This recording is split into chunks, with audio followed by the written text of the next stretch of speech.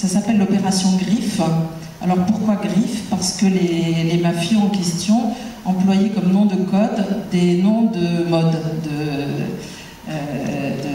de haute couture, des marques de haute couture.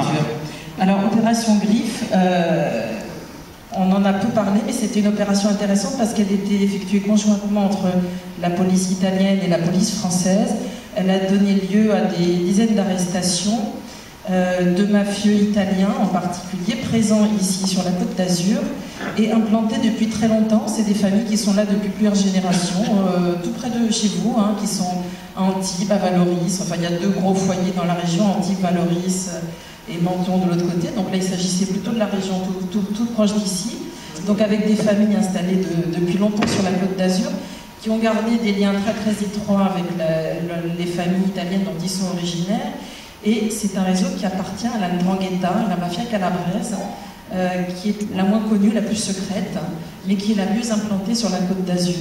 Et alors, ce qui était étonnant dans cette affaire, qui a donné lieu à pas mal d'arrestations, il s'agissait d'un trafic de drogue assez classique, mais un petit peu surprenant aussi, dans la mesure où c'était donc ces mafieux italiens, franco-italiens basés ici, qui exportaient la drogue vers l'Italie.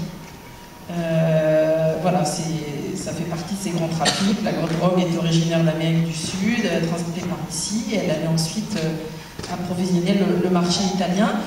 Voilà, donc c'est juste pour vous donner un exemple concret de réseaux mondialisés qui sont tout près de chez vous et appartenant à une mafia très secrète.